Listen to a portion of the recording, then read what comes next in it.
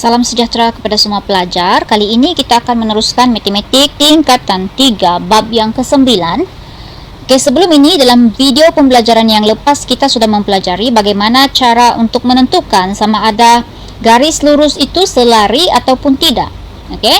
So hari ini kita akan menentukan persamaan suatu garis lurus yang melalui suatu titik dan selari dengan suatu garis lurus yang diberi.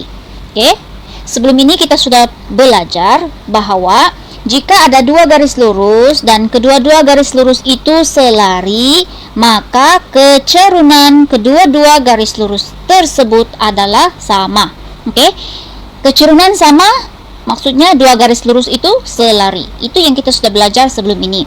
So, kali ini kita akan menentukan persamaan satu garis lurus, di mana garis lurus itu melalui suatu titik dan juga garis lurus itu adalah selari dengan satu lagi garis lurus yang lain. Kita terus tengok contoh 14. Raja di bawah menunjukkan garis lurus AB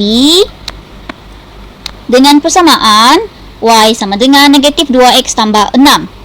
Tentukan persamaan garis lurus yang selari dengan AB yang melalui titik P54. So maksudnya di sini, ini AB adalah suatu garis lurus dan persamaan garis lurus untuk AB juga telah diberi, yaitu Y sama dengan negatif 2X tambah 6. Kemudian kita ada lagi satu garis lurus di sini, dan garis lurus ini melalui titik P dan diberi koordinat titik P54. Kita mau cari apakah persamaan garis lurus yang kedua ini dalam bentuk YMX tambah C. Ini yang kita mau cari. So bagaimana penyelesaian dia? Persamaan garis lurus bagi AB sudah diberi Y sama dengan negatif 2X tambah 6. So kecerunan dia adalah negatif 2. Ini negatif 2 ini adalah kecerunan untuk garis lurus AB. M dia sama dengan negatif 2. Jadi oleh kerana garis lurus yang ini adalah selari dengan garis lurus AB, maka mestilah kecerunan dia juga mesti sama, yaitu M sama dengan negatif 2. So di sini kecerunan dia mesti sama sebab dia selari. Jadi apa yang kita perlu lakukan seterusnya adalah garis lurus ini melalui titik P, koordinat 54. So kita gantikan nilai M, X dan Y ke dalam persamaan Y sama dengan MX tambah C untuk menentukan nilai C. So kita gantikan nilai M kita sudah dapat M adalah negatif 2 sebab dia selari dengan garis AB kemudian daripada titik P ini kita tahu X sama dengan 5. Y dia 4.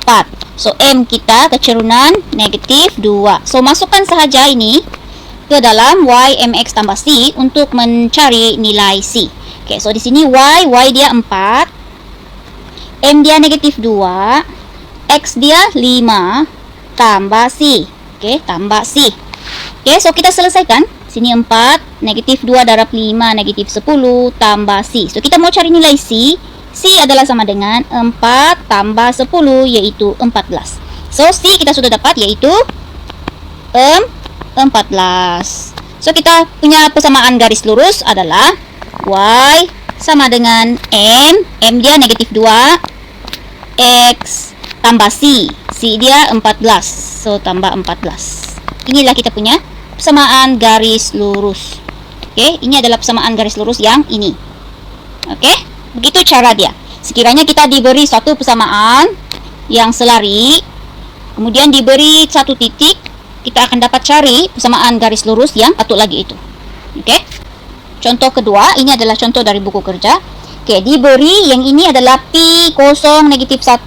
Ini adalah titik P dan ini adalah satu garis lurus. 3Y sama dengan 2X tolak 6. So kita mau cari persamaan garis lurus yang selari dengan garis lurus ini dan melalui titik P. Oke, so sama juga. Kalau ini dia punya garis lurus. Oke, ini garis lurus. 3y sama dengan 2x tolak 6. Kemudian kita ada satu lagi garis lurus yang melalui titik P. Oke, P itu 0, negatif 1, dia punya koordinat. So, apakah persamaan garis lurus untuk ini?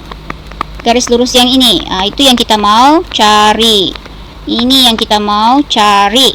Oke, so first kali cari dulu kecerunan. Oleh kerana selari kedua-dua garis lurus ini, maka kecerunan mesti sama. So, ini cari dulu dia punya kecerunan. Oke, tukar dia dalam bentuk y mx tambah c.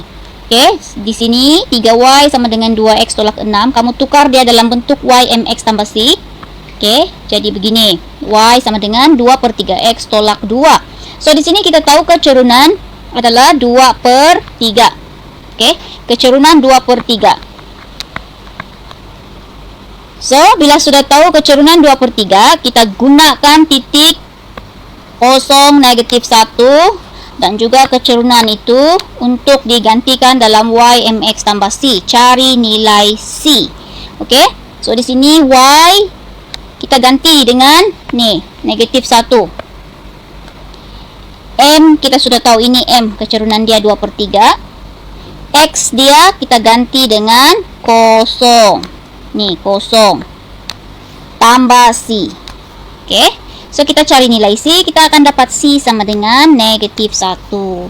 So, bila dapat C negatif 1, so, kita punya persamaan garis lurus adalah Y sama dengan 2/3 X tolak 1. Inilah kita punya persamaan garis lurus untuk garis kedua yang kita mau cari itu. Oke. So, itu saja untuk hari ini. Kita akan sambung lagi dalam video pembelajaran seterusnya. Terima kasih.